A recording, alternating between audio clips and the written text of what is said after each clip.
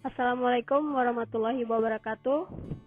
Selamat pagi dan salam sejahtera untuk kita semua.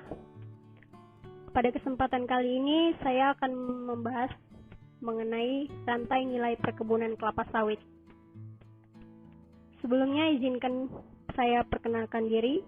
Nama saya Putri Magdalena Sihaan, Prodi Manajemen Administrasi Perkebunan Kelapa Sawit 2018, dosen pengampu Sugiatno SEMM. Langsung kepada pembahasannya. Dalam konteks perkebunan kelapa sawit, rantai nilai adalah segala aktivitas yang melibatkan banyak pelaku, baik dari petani kelapa sawit, perusahaan perkebunan kelapa sawit, hingga pabrik yang mengelola kelapa sawit menjadi produk yang siap dikonsumsi. Perjalanan kelapa sawit dimulai dari perkebunan dan berakhir sebagai produk kelapa sawit. Berikut adalah alur proses rantai perkebunan kelapa sawit. Yang pertama, ada perkebunan tandan buah segar. Yang kedua, transportasi, pengangkutan TBS ke pabrik. Yang ketiga, di pabrik, itu pengolahan TBS dan penyimpanan CPO. Yang keempat, kilang, suling dan dipisahkan CPO. Yang kelima, fasilitas pabrik, CPO dimurnikan. Yang keenam, ada manufaktur, di mana di sana akan dikelola produk jadi dan bahan pangan. Oke, kita ke alur yang pertama, yaitu di perkebunan kelapa sawit, di mana yang kita ambil adalah tandan buah segarnya atau sawit. Dari gambar tersebut kita sudah bisa melihat bahwa tandan buah segar adalah suatu bagian dari produksi kelapa sawit yang merupakan produk awal yang akan diolah menjadi minyak mentah dan diambil inti sawitnya atau kernel sebagai produk utama di samping produk lainnya. Buah yang diangkut biasanya dari hasil tanaman yang menghasilkan, yaitu berusia sekitar 3-5 tahun atau yang memiliki berat jangan rata-rata 10-25 kg. Alur yang kedua, transportasi, yaitu pengangkutan TBS ke pabrik. Di sini kita lihat bahwa ada banyak mobil yang terparkir antri. Mereka akan menaiki lori. Di sini ada terlihat lori. Pengangkutan TBS kelapa sawit dilakukan dengan memindahkannya dari perkebunan ke pabrik. Alat angkut sawit yang biasanya dipakai yaitu seperti di gambar, yaitu truk yang berwarna kuning, dump truck maupun light truck. Beberapa perusahaan terutama yang memiliki perkebunan sawit di lahan gambut, ada pula yang memanfaatkan lori yang ditarik lokomotif karena dinilai lebih efektif dan efisien. Pabrik pengolahan TBS dan penyimpanan CPO.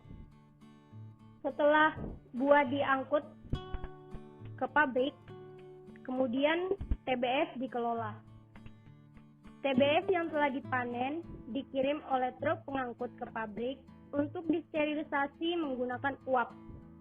Proses ini dilakukan agar TBS dapat dilepas dari tandan dan untuk mematikan enzim yang dapat menyebabkan kualitas dari TBS itu menurun. Selanjutnya, kilang, fungsinya untuk menyuling dan memisahkan CPO. Setelah dilepas dari tandan, buah kelapa sawit diolah menjadi dua produk utama, yaitu minyak sawit mentah atau CPO yang diekstrak dari mesokarp atau daging buah, dan minyak inti sawit atau PKO yang berasal dari biji keras yang ada di tengah. Selanjutnya, setelah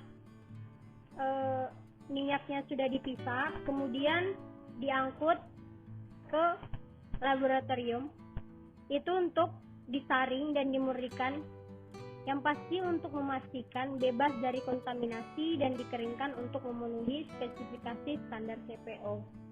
Manufaktur, CPO akan ditransfer ke pabrik manufaktur, yang mana pabrik tersebut adalah pabrik akhir untuk mengelola CPO sebagai produk jadi atau produk yang bisa layak dikonsumsi oleh masyarakat. CPO diproses menjadi minyak nabati untuk dibuatkan seperti minyak goreng, krim, dan margarin, atau bahan oleokimia digunakan dalam deterjen dan pelumas, atau bisa jadi biodiesel sebagai bahan bakar, atau asam laurat digunakan dalam kosmetik dan sabun. Ini khususnya spesifik pada wanita-wanita ya, yang kemudian menjadi produk sehingga layak untuk dikonsumsi oleh masyarakat. Nah, oleh karena itu, kelapa sawit merupakan salah satu komoditi utama yang mempengaruhi pertumbuhan ekonomi Indonesia. Industri pengolahannya memberikan kontribusi yang penting dalam menghasilkan devisa dan lapangan pekerjaan. Maka dari itu, kita bisa melihat bahwa kondisi memacu perkembangan industri pengolahan kelapa sawit, baik kebutuhan dalam negeri maupun ekspor. Nah, cukup sekian presentasi dari saya. Atas perhatiannya, saya ucapkan terima kasih. Assalamualaikum warahmatullahi wabarakatuh. Selamat pagi.